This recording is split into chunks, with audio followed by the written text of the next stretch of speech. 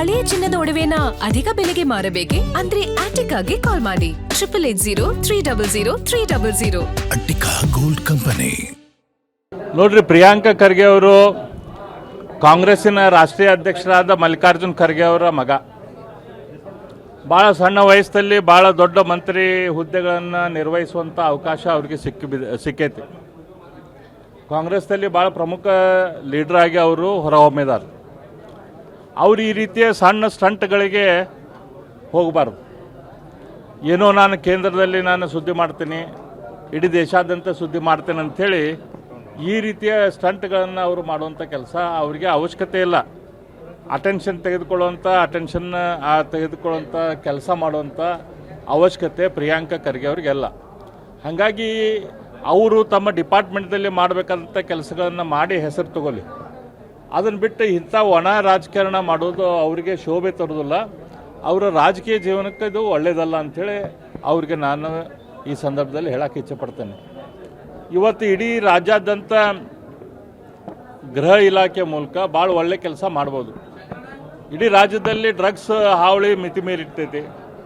ಪ್ರತಿಯೊಂದು ಹಳ್ಳ್ಯಾಗ ಪ್ರತಿಯೊಂದು ಯುವಕರು, ವಯಸ್ಸಾದವರು ಎಲ್ಲರೂ ಕುಡುಕರ ಸಂಖ್ಯೆ ಹೆಚ್ಚಾಗೈತಿ.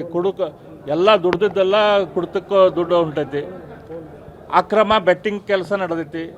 ಇಸ್ಪೀಟು, ಜೂಜಾಟ, ಬಡ್ಡಿ ವ್ಯವಹಾರ ನಡೆದೈತಿ.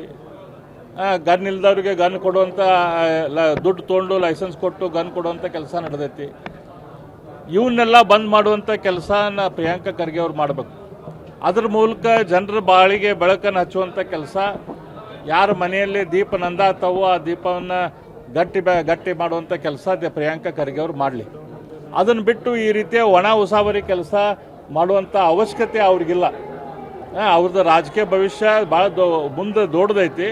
ಈ ರೀತಿಯ ಸ್ಟಂಟ್ಗಳನ್ನು ಅವ್ರು ಮಾಡುವಂಥದ್ದು ಮಾಡಬೇಡ್ರಿ ಅಂತ ನಾವು ವಿನಂತಿ ಮಾಡ್ಕೊತೇವೆ. ನೋಡ್ರಿ, ಈ ಸರ್ಕಾರ ದಿವಾಳಿ ಆಗೈತಿ. ಸಿದ್ದರಾಮಯ್ಯನವ್ರು ಐತಲ್ಲ, ಪೂರ್ತಿ ಸರ್ಕಾರ ದಿವಾಳಿ ಮಾಡಿ ಖಾಲಿ ಕಿಸೆಯ ಗೌರ್ಮೆಂಟನ್ನು ಡಿ ಕೆ ಶಿವಕುಮಾರ್ ಅವ್ರಿಗೆ ಕೊಟ್ಟಾರ. ಪಾಪ ಮತ್ತು ಡಿ ಕೆ ಶಿವಕುಮಾರ್ ಅವ್ರು ಏನು ಮಾಡ್ಬೇಕು, ಅವ್ರು ಅಲ್ಲಿ ಏನು ಸ್ಕೀಮ್ಗಳಿದ್ದಾವೆ ಅವನ್ನೆಲ್ಲ ಕಟ್ ಮಾಡಿ ಏನಾದರೂ ಸರ್ಕಾರ ನಡೆಸೋಕ್ಕೆ ಪ್ರಯತ್ನ ನಡೆಸಿದ್ದಾರೆ. ಹಾಗಾಗಿ ನಿಜವಾಗಿ ಏನು ಸ್ಕೀಮ್ಗಳ ಬೆನಿಫಿಟ್ ಕೊಡಬೇಕು ಅಂಥವ್ರಿಗೆ ಕಟ್ ಮಾಡೋಕ್ಕೆ ಒಂದೇನಾದರೂ ಪ್ಲ್ಯಾನ್ ಮಾಡ್ಯಾರ. ಈಗ ಇನ್ನೊಮ್ಮೆ ರಿಜಿಸ್ಟ್ರೇಷನ್ ಮಾಡಿರಿ ಅಂತ ಹೇಳೋರು. ಈ ರಿಜಿಸ್ಟ್ರೇಷನ್ ಪ್ರೊಸೆಸ್ ಮುಗಿದ ತನಕ ಇನ್ನೊಂದು 2 ತಿಂಗಳು, 3 ತಿಂಗಳು, 4 ತಿಂಗಳು ಯಾರಿಗೂ ರೊಕ್ಕ ಕೊಡುವಂಗಿಲ್ಲ. ಆ ರೊಕ್ಕ ಉಳಿಸೋದು, ಆಮೇಲೆ ಜೆನ್ಯೂನ್ ಆಗಿ ಕೊಟ್ಟಂಥ ಡಾಕ್ಯುಮೆಂಟ್ಗಳನ್ನು ಕೂಡ ಅದರಲ್ಲಿ ತಪ್ಪದಂತೆ ತಪ್ಪು ಕಂಡು ಹಿಡಿದು ಮತ್ತು ಸ್ವಲ್ಪ ಮಂದಿನ ರಿಜಿಸ್ಟ್ರೇಷನ್ನಿಂದ ನಿಕಾಲಿ ಮಾಡೋದು. ಈ ರೀತಿ ಮಾಡಿ ಏನು ದುಡ್ಡು ಕೊಟ್ಟಂಗೂ ಆಗಿರಬೇಕು, ಮುಗಿನ ಮೇಲೆ ಬೆಣ್ಣೆ ಹಚ್ಚಿ ನಿಜವಾಗಿ ಏನು ಕೊಡದಂಥ ಕೆಲಸ ಕಾಂಗ್ರೆಸ್ ಸರ್ಕಾರ ಮಾಡುವಂಥ ಪ್ರಯತ್ನ ಮಾಡಾಕತ್ತೈತಿ. ಅವ್ರನ್ನ ಏನು ಮಾಡಾಕತ್ತಾರೆ ಇಡೀ ರಾಜ್ಯದ ಜನತೆ ಗಮನಿಸ್ತಾರೆ.